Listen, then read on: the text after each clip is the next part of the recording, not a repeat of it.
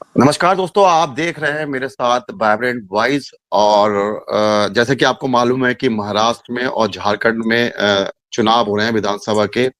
और इसी के साथ साथ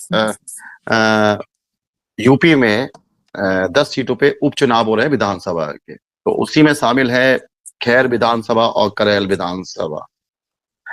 तो इन दोनों सीटों पर चर्चा करने के लिए आज हमारे बीच हैं भाजपा के ब्रज क्षेत्र के सोशल मीडिया के क्षेत्रीय संयोजक जितेंद्र सविता जी। तो जितेंद्र सविता जी, बहुत बहुत स्वागत है हमारे वाइब्रेंट वॉइस चैनल पर आपका। बहुत बहुत धन्यवाद अमित जी। आपने मुझे इस लायक समझा कि मैं आपके चैनल पे अपनी बातों को शेयर कर सकूं। तो क्या स्थिति है करेल विधानसभा और खैर विधानसभा की? अपनी ब्रज क्षेत्र के अंतर्गत ये दो उपचुनाव होने जा रहे हैं। अलीगढ़ की खैर विधानसभा और मैनपुरी की करेल विधानसभा। तो करेल ही नहीं, उत्तर प्रदेश में 10 विधानसभा पे चुनाव है और 10 की 10 हम जीत रहे हैं, ऐसा मेरा विश्वास है। क्योंकि विश्वास मेरा इसलिए है क्योंकि मैं सोशल मीडिया के नाते जन जन की भावनाओं को देख सकता हूँ, समझ सकता हूँ और दिखाई भी दे रही है। अब पूर्ण रूप से विश्वास, एक एक उन्होंने जो नैरेटिव सेट किया था कि संविधान खत्म कर देंगे, ये हरियाणा चुनाव से लगभग पूरा समाप्त हो चुका है। और ये आप देख रहे होंगे हरियाणा चुनाव में कितनी भव्य जीत हासिल की। और अब वो नैरेटिव नहीं चलेगा इस चुनाव में कि कोई चुनाव मतलब संविधान को खत्म करने वाली चीज जो उन्होंने एक गलत ही, जो व्यक्ति ने 10 बार संविधान को बदलने का प्रयास करा हो। आप मुझे बता दीजिए, लगभग 2 कार्यकाल से तीसरा काल मोदी जी का चल रहा है, दो अपने मुख्यमंत्री योगी आदित्यनाथ जी का दूसरा चल रहा है। कहीं एक बदलाव मुझे दिखा दो संविधान के अंदर। यही आप उनकी जुड़ी हुई पार्टी कांग्रेस है, उनसे जुड़ी हुई कांग्रेस ने लगभग 10 से 12 बार संविधान में कितना परिवर्तन किया है। इमरजेंसी, उन्होंने संविधान का तो हत्या करी है संविधान की। वो लोग अगर संविधान की दुहाई देंगे तो लगता नहीं कि सही चलेगी आगे। नहीं, अब अभी हम बात करेंगे कि खैर विधानसभा और करेल विधानसभा की अपनी स्थितियां होंगी क्षेत्र की। तो क्या, जो आप कल खैर विधानसभा में भी थे, तो क्या स्थिति देख रहे हैं आप लोकल क्षेत्र पर? खैर विधानसभा हम जीते हुए हैं, वो तो एक औपचारिकता बाकी है। चुनाव हमारे पक्ष में है। खैर विधानसभा में जमीनी स्तर पर मैं जाकर के देखा कि उस कदर के सपा के प्रत्याशी हैं जिन्होंने हत्याएं की हैं, पूर्व विधायक। ऐसा सुनने में मुझे लगा, सोशल मीडिया के नाते मैं जानकारी करता हूँ, जन जन तक पहुंचाने का कार्य भी करता हूँ। चीजें मुझे जहाँ ग्राउंड लेवल पर दिखाई देती हैं वो सारी उजागर, चुनाव के आखिरी बटन दबने तक आपके सामने चीजें सोशल मीडिया के माध्यम से हम दिखाते रहेंगे उस ग्राउंड रिपोर्ट को। पहली रिपोर्ट मैं आप ही के चैनल के माध्यम से बताना चाहता हूँ। पहली जो वहां से हम निकाल करके लाए कि ऐसे परिवार को टिकट दी जहां पूर्व विधायक हैं वहां के, उनकी हत्या का आरोप उन पर है, जेल में है, उनके परिवार को टिकट दी है। आप इससे अंदाजा लगा सकते हैं कि गुंडा राज चरम सीमा पे है उनके परिवार में। मैं आपको बता ऐसी दूं, खैर विधानसभा की मैं बात करूं तो यहाँ पर अनु प्रधान थे विधायक। और जी। ये लोकसभा में चुनाव लड़े, लोकसभा का 2024 में, और सांसद बने हैं। और मैं आपको बता दूं, 2002 में और 2004 तक ये जो सीट थी खैर विधानसभा की, 2002 में विवेक बंसल थे यहाँ पे कांग्रेस के, और 2004 में विजेंद्र सिंह यहाँ पर थे कांग्रेस के। और उसके बाद कांग्रेस ने यहाँ पर कभी जीत हासिल नहीं करी है खैर विधानसभा में। और इस समय जो इस समय लड़ रहे हैं चुनाव, बीजेपी ने जो टिकट दिया है वो सुरेंद्र दिलेर को दिया है। और पूर्व सांसद थे किशन लाल दिलेर जी, जो पिछली बार जिनका जिनका टिकट काट के अनूप प्रधान जी को दिया गया था, उनके नाती हैं सुरेश दिलेर जी, उनको टिकट दिया गया है। और सापा ने उतारा है डॉक्टर चारू कैन को, जो बासपा छोड़ के कांग्रेस में आ गई थी, क्योंकि कांग्रेस वहां पे चुनाव नहीं लड़ रही है इस समय 10 सीटों पर। तो सापा ने उनको अपना प्रत्याशी बनाया है, डॉक्टर चारू कैन को, जो 25 साल की हैं और 2022 में भी विधानसभा का चुनाव लड़ चुकी हैं और हारी थी। तो खैर विधानसभा की मैंने आपको ये चीजें बताई। एक और जी चीज देखने का जानकारी। विषय है यहाँ पर कि लोकसभा में जब अनूप प्रधान जी यहाँ पर चुनाव जीते थे 2024 में अलीगढ़ से, तो ये विधानसभा हार गई थी। 1401 वोट से विधानसभा हारी हुई है। वैसे लोकसभा में जीते हैं, लोकसभा सीट विधान जी जीते हैं अनूप प्रधान जी, लेकिन ये विधानसभा में इनको हार गई। तो अमित ये जी, मैंने आपको ये थोड़ा विस्तार से बताया। मुझे जानकारी है, लेकिन हाँ। इसको हम लोकसभा को और विधानसभा को उसमें नहीं जोड़ सकते। लोकसभा हम्म, की कंडीशंस कुछ अलग रहती हैं, लोकसभा में विचारधारा कुछ अलग रहती है। एक्चुअली मैं बता रहा ना कि 2024 में उस संविधान का जो गलत अफवाह उड़ाई थी, उसके कारण से भी, और विधानसभा में माननीय योगी आदित्यनाथ जी के द्वारा इतनी योजनाओं का लाभ बच्चा पैदा होने से लेके, और कहना नहीं चाहिए, मृत्यु होने तक इतनी योजनाएं हैं। मृत्यु पर कितनी सारी योजनाएं हैं कि अगर कोई आपने देखा होगा कोविड में जो बच्चे के माँ बाप एक्सपायर हो गए, उनका पूरा खाने मतलब खाने का, पढ़ाने का, रहने की सब योजनाएं अपनी योगी जी ने दी। मतलब ये समझ ली कि इतनी योजनाओं का लाभ लिया है। खैर विधानसभा में मैं देख रहा घर घर राशन कार्ड है। राशन कार्ड इतना है, मतलब उनको बोलते हैं कि अगर हमारे पति की नौकरी अगर नहीं लगे, महीने 2 महीने 6 महीने साल भर अगर मेरा पति नौकरी पर ना जाए, तो हम भूखे नहीं मरेंगे। हमारे पास आवास है, प्रधानमंत्री जी के द्वारा दिया गया आवास है, राशन कार्ड है, तो हम भूखे नहीं मरेंगे। चैन से खा करके सोते हैं, खुशी खुशी रहते हैं। ऐसी विचारधाराएं मैं लेकर के आया ग्राउंड रिपोर्ट से। तो आप कल खैर विधानसभा में थे, जी। आपका प्रवास था, तो जी। क्या स्थिति देखी आपने? आपने घूमा विधानसभा में, क्या स्थिति देख रहे हैं? स्थिति अच्छी है, और पहले से अच्छी थी। हम पहले भी इस विधानसभा को, हमारी विधानसभा है, जीते हुए हैं। और पुनः जैसे आपने बताया कि अनूप जी का हमारा टिकट लोकसभा में वो चले गए, तो इस वजह से ये सीट खाली हुई थी। और यहाँ से उसी परिवार से बड़ा लंबा राजनीतिक कैरियर उनका रहा है। उनके परिवार में उन्होंने उनके नाती हर, हैं ये, हाँ, मैं पिछले कह रहा हूँ सांसद पूरा किशन लाल दिलेर जी एक्सपीरियंस के। है पूरे परिवार को। हम्म, हर व्यक्ति की कमजोरी को समझते हैं, ताकत कैसे वो कमजोरी ताकत में बदले। हर व्यक्ति का, आप यकीन मानिए, एक बार व्यक्ति सांसद बन जाता है, दूसरी बार जनता, कहते हैं ना कि एक बार गलती से कोई आ जाए तो दूसरी बार जनता उसका जवाब देती है। यहाँ एक बार नहीं, 2 बार नहीं, 3 बार नहीं, कितनी बार जनता ने अपनाया है अपने इस परिवार को। तो यहाँ विश्वास है तो यहाँ जनता। ऐसे परिवारवाद नहीं चलता, जैसे मोदी जी और बात करते हैं कि परिवारवाद की बात करते हैं, तो परिवार में टिकट दिया है परिवारवाद का मतलब ये नहीं होता है कि है ना एक ही परिवार से। आप मुझे बता दीजिए कि कितने सपा में है ना राष्ट्र के अध्यक्ष उनके परिवार से बाहर रहे। परिवार का मतलब होता है कि परिवार ही तय कर रहा है टिकट किसको देनी चाहिए, किसको नहीं देनी चाहिए। यहाँ जो लायक है वो टिकट पा रहा है। और 50 इनका, प्रत्याशी थे बीजेपी को टिकट पाने के लिए वहां पर। जी, 50 लोगों ने अप्लाई करा था वहां पर टिकट लेने के लिए नहीं, बीजेपी के। 50 नहीं कर अप्लाई तो, हाँ, हम्म, सैकड़ों करते हैं, हजारों करते हैं। हर कार्यकर्ता की एक अधिकार होता है। हमारे यहाँ पे जरूरी नहीं कि सभी को मांगने का टिकट अधिकार है। सभी, मतलब यकीन मानिए, आज हमारी भारतीय जनता पार्टी से 12 करोड़ लोग जुड़े हैं। तो टिकट तो मांगने का सबको अधिकार है, सभी मांगते हैं। किसकी किस्मत चमकती है और किसके राजनीतिक सारी चीजें होती है, तो सब संगठन का नेतृत्व तो तय करता है कि कौन वहां पे जीतने प्रत्याशी है, जीतने लायक। तो ये सब समीकरण देखे जाते हैं। चलिए अब आते हैं करहल विधानसभा पे। और जो करहल की विधानसभा है उसमें सपा की प्रतिष्ठा लगी हुई है, खासकर अखिलेश की।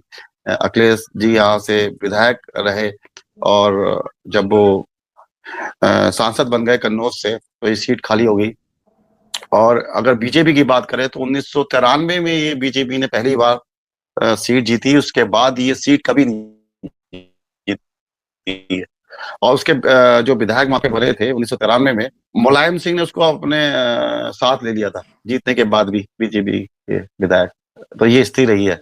तो क्या लगता है कि कभी जीती नहीं है? 1993 में पहली बार जीती थी, उसके बाद कभी नहीं जीत पाई है करहल विधानसभा। और सपा का गढ़ माना जाता है करहल विधानसभा। अखिलेश लगातार वहां पे मेहनत कर रहे हैं सीट के लिए। और जो वहां पे प्रत्याशी हैं वो हैं आपके तेज प्रताप सिंह, जो कि भतीजे हैं मेरे ख्याल से अखिलेश यादव के। और लड़ाई बड़ी वहां पे कह रहे हैं बड़ी मजेदार है, क्योंकि धर्मेंद्र हम्म। यादव के बहनों ही वहां पे को लड़ा है बीजेपी से। ये देखने वाली बात है। अनुशेष यादव जी, तो क्या देखिए कहेंगे? ये तो आपने, परिवार की लड़ाई होगी, बीजेपी ने परिवार के अमित लोग जी, को उतार दिया साहब पर। अमित जी मैं आपको बता दूं, जैसा कि अभी आपने बताया अपने वाक्य में कि सपा का गढ़ रहा है। मैं आपको बता दूं, जब से माननीय योगी आदित्यनाथ जी 2017 में मुख्यमंत्री बने हैं, तो ये गढ़ गुंडा राज ये सब समाप्त हो गया है। अब ये जनता का गढ़ है, हर जगह जनता का गढ़ है, जनता तय करती है। यहाँ सपा बसपा का किसी का गढ़ नहीं है। ये नहीं, किसी, जैसे लखनऊ सीट जो है वो मैं, बीजेपी का गढ़ है। कोई गढ़ नहीं है, गाजियाबाद सीट गढ़ बीजेपी नहीं का है, गढ़ है, सब कहते ही सब बीजेपी कहती ही अब बीजेपी के जनता की लोग कहते भी है। सरकार है, तो अब प्रशासन सपा की ये कह रही है सरकार है। कि हमारा गढ़ मैं है, वही बोल रहा हूँ, तो कहने में मैं क्या वही बोल प्रॉब्लम रहा हूँ, नहीं भाजपा कभी नहीं कहती कि हमारा कोई है? गढ़ ना है। ना, कहती ये है जनता की गाजियाबाद आपके सरकार, लखनऊ सीट जनता की कहती है वो सरकार है, हमारा गढ़ है। बरेली गढ़ जैसे गढ़ नहीं। है बीजेपी का। देखो जनता की सरकार है, प्रशासन का यहाँ चलती है। और ऐसा अब नहीं है कि वो है ना कि मतलब इस किले को कैसे फतेह करते हैं आप? फतेह करेंगे तो बाकी बहुत बड़ी बात आप, होगी करेल विधानसभा। बाकी मैं आपको केरल विधानसभा के बारे में बता दूं। मैं मानता हूं किसी जमाने में वो रहे होंगे, लेकिन अगर आप भाजपा का वोट परसेंट देखेंगे, हर चुनाव में बढ़ा है। आखिरी चुनाव में 2022 में हम जीत भी गए थे लगभग, लेकिन किसी कारणवश मुलायम सिंह जी की मृत्यु होने के कारण एक सम्मानजनक उनको एक लास्ट सम्मान वहां दे दिया था पब्लिक ने, कि नहीं एक उन्हीं की छवि पे। लेकिन अब वो भी चीजें हट गई हैं। अब जनता विकास चाहती है, अब जातिवाद में नहीं फंसना चाहती। अब सिर्फ जनता विकास के लिए चाहती है और देखती है कि अदर स्टेट में क्या चल रहा है, कांग्रेस की सरकार जहाँ पर है वहां पे और यहाँ में कितना अंतर है। तो ये जनता समझ गई है। अब किसी बहकावे में और इमोशनली कोई ब्लैकमेल नहीं होने वाला है। अक्सर देखा गया है कि इमोशनल टच दे करके नहीं है, संविधान की एक वो लगा करके नहीं है, ऐसे इन टिकटों पर जीत लिया करते थे। लेकिन अब जनता समझदार है और जनता ये देख भी रही है और जनता अपना फैसला कर भी दिया है मेरे अनुसार जीत कि भी सकती है, भारतीय क्योंकि जनता पार्टी अनुजेश जो बीजेपी के प्रत्याशी है अनुजेश यादव जी, 1000% उनकी भारतीय माँ जनता 2 बार पार्टी, विधायक रह चुकी है वहां पे। 1000% वहां पर भारतीय जनता पार्टी जीत रही है। और करेहली नहीं, ब्रज क्षेत्र ये दोनों और उत्तर प्रदेश की 10 अब भारतीय जनता पार्टी सीट जीतने जा रही है। आप देखिए 23 तारीख को जब रिजल्ट आएगा, हर तरफ फूल खिलेगा। साइकिल टूट चुकी है, लटक चुकी है, ये आपको मैं विश्वास दिला रहा हूँ। और इसका चुनाव आखिरी, अगर वहां पे आप गए होंगे, चुनाव मुद्दों पर लड़ा जा रहा है या फिर और किसी बात पर लड़ा जा रहा है? सिर्फ विकास के लिए वहां चुनाव लड़ा जा रहा है। बटोगे या कटोगे? नहीं, बटोगे कटोगे पर तो मैं इतना विशेष नहीं बोलूंगा, क्योंकि ये चीजें चुनाव से हट करके हैं। बटेंगे तो कटेंगे, बस इतना सा है कि आप एक लकड़ी की गट्ठा को देख लेंगे ना, अगर लकड़ियों के गट्ठा को अगर इकट्ठा करेंगे तो कोई नहीं तोड़ सकता है। अगर हम बिखार देंगे लकड़ियों को तो सभी टूटेंगी, एक एक करके कोई भी आकर के अपनी ताकत से तोड़ देगा। तो बस इतना सा था कि हम सब लोग मिलजुल करके रहेंगे, चाहे वो परिवार में हो, चाहे वो समाज में हो, चाहे वो हम सब एक तरह होकर के नहीं लड़ेंगे, तो बस एक ताकत बनकर आती है। तो मैं एक और बात यहाँ पर करते हैं कि जो स्थितियां हुई लोकसभा चुनाव में भी, जो स्थितियां हुई जिसकी वजह से उत्तर प्रदेश में आप सीटें कम हुई, महाराष्ट्र में कम हुई लोकसभा में। तो 1989 से हम बात शुरुआत करते हैं, जब बीपी सिंह की मंडल की राजनीति शुरू हुई। उसके बाद बीजेपी ने स्टैंड ले लिया था कमंडल की ओर, हिंदुत्व की ओर। और उसके बाद 98 में बीजेपी की सरकार आई, इसका फायदा मिला हिंदुत्व का, और प्रधानमंत्री अटल जी बने। उसके बाद 10 साल 2004 में अटल जी जब हारे, और 10 साल बाद मौका मिला बीजेपी को, तो 2014 में पूर्ण बहुमत से सरकार बनी, मोदी जी प्रधानमंत्री बने। 10 साल बहुत आराम से चलाए उन्होंने। अच्छी सरकार चली 10 साल में, लेकिन जब से राहुल गांधी ने मुद्दा उठाया जातिवाद का, जाति गणना का, तो आपको लगता है नहीं कि हिंदुत्व के जो बैनर तले बीजेपी ने इतनी मेहनत करी, इतने सालों से मेहनत करी और हिंदू को लाने की एक बैनर में मेहनत कर रही, तो राहुल गांधी जातिगत जनगणना और दलित और जाति का फूट डाल के इस हिंदुत्व के बैनर को तोड़ रहे हैं, फाड़ रहे हैं, जिससे बीजेपी और संघ को प्रॉब्लम हो रही है। इसके बारे में आप क्या कहेंगे? देखिए, मैंने जैसे कि अभी आपको बताया कि ये एक नैरेटिव सेट करते हैं, अफवाह उड़ाते हैं, ऐसी कोई चीज लेकर, क्योंकि इनके पास वैसा कुछ विकास के मुद्दे तो है नहीं है, ऐसी कोई योजना तो है नहीं है जनता के लिए, क्या करेंगे, है ना। इनके पास सिर्फ जनता के दिमाग को भटकाने के लिए बहुत सारे फॉर्मूला हैं, पहले भी अपना चुके हैं। लेकिन मैं आपको बताना चाहता हूँ, जनता अब समझदार हो गई है, जनता समझ चुकी है, इनकी चीजों को अच्छे तरीके से परख चुकी है, जनता देख चुकी है, और ऐसा जनता में विश्वास भी हमारी सोशल मीडिया के द्वारा भी बताया गया है कि इनकी पूर्व में क्या क्या एक्टिविटी रही, वर्तमान में ये इनके पूर्व के नारे, सपा का यही नारा है, खाली प्लॉट हमारा है, जिस पे जिस गाड़ी पे सपा का झंडा समझो उस पर गुंडा, ये किसके नारे हैं? आप मुझे एक नारा भाजपा के खिलाफ बता दीजिए। आपस में जो लड़ने वाले आज है ना, जातिगत को है ना मन गढ़ंत बताए बना करके नहीं है, और सदन में अखिलेश यादव को आपने देखा होगा कि जाति की कैसे पूछ सकते हो, एक बात, जो जाति के लिए लड़ाई लड़ रहा है और दूसरा भाई उसका कह रहा है कि जाति कैसे पूछ सकते हो, तो ये लड़ाई कैसे संभव है? नहीं, तो महाराष्ट्र ये चुनाव तो को किस सब, दृष्टि से देखते हैं? क्योंकि महाराष्ट्र में भी देखें तो जातिवाद का मुद्दा वहां भी बहुत चलता है, उत्तर प्रदेश और बिहार की तरह। नहीं, मैंने जैसे बताया ना कि यूपी नहीं, महाराष्ट्र ही नहीं, पूरा हिंदुस्तान की जनता समझ चुकी है, अब इनकी बातों में नहीं आने वाली है।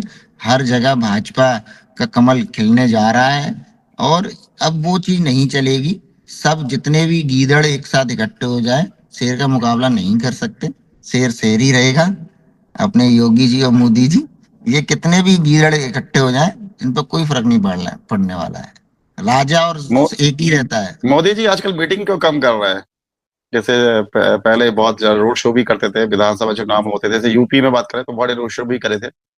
महाराष्ट्र भी तो बहुत मेन चुनाव है। नहीं, वहां भी हुई है, रोड शो भी हुए हैं, ऐसा नहीं है कि कम ज्यादा नहीं है, वो वहां के समीकरण के अनुसार जहां मोदी जी की डिमांड ज्यादा होती है वहां पहुंचते जरूर है। बाकी हमारा एक हर योद्धा जो है, प्रत्याशी, वो सब मोदी और योगी हैं, उन्हीं की विचारधारा से जुड़ नहीं, करके संघ काम ने कर कहा रहा है। अभी, राष्ट्रीय स्वयंसेवक संघ ने ये भी कहा था कि भाई ये जरा मीटिंग कम करो। हर विधानसभा में आप पहुंच जाते हो, विधानसभा चुनाव लड़ाने, प्रधानमंत्री आप। अब ये हो सकता है मेरे संज्ञान में नहीं है, लेकिन हम्म, मोदी जी की हर व्यक्ति के दिल में डिमांड है। हम्म। तो मोदी जी हो चाहे योगी जी हो, हर व्यक्ति चाहता है उनको देखना, क्योंकि उनकी केंद्र की और प्रदेश की योजनाओं को तो लाभ लिया है, लेकिन उस योजनाओं का मतलब कौन तैयार करने वाला है, किसकी विचारधारा है, उन व्यक्ति से योगी जी से मोदी जी हर कोई देख मिलना चाहता है, देखना चाहता है, हर जगह डिमांड है, हर लोकसभा में नहीं, हर विधानसभा में। तो प्रयास भी करते हैं मोदी जी हर जगह पर जाने का, और जाते भी हैं।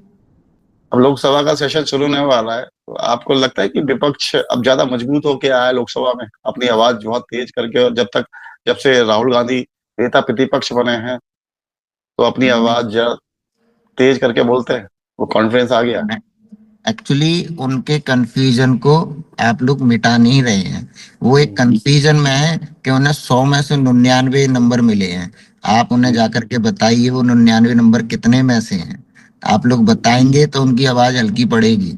अभी वो समझ नहीं पाए हैं, वो सोच रहे हैं कि हमने 99% प्राप्त कर लिए हैं। उनको जाकर हम्म। के बताओ कि अगर सब लोग मिलाकर के भी जितने भी इकट्ठे हुए हैं, उससे भी उससे भी ज्यादा भाजपा की टिकट है। मैं समर्थक वालों की बात नहीं कर रहा, समर्थकों की तो आप अंदाजा लगा लीजिए, जिसको पता नहीं, सिर्फ सोशल मीडिया पे थोड़ा सा चमक करके ही नहीं है, वो समझता है कि मैं भारत को जीत लूंगा, अपनी लोकसभा तो जीत नहीं सकते, है ना। तो ये सारी चीजें अब नहीं कहना हूँ, लेकिन ये है कि अब कोई चीज ऐसी अफवाह चलने नहीं वाली, अब कोई ऐसा नैरेटिव सेट होने नहीं वाला उनकी ओर से। अब जनता समझदार है और हर जगह, यूपी हो, महाराष्ट्र हो, झारखंड हो, आगने वाले समय में हो, हर जगह भारतीय जनता पार्टी का वैसे समर्थन है।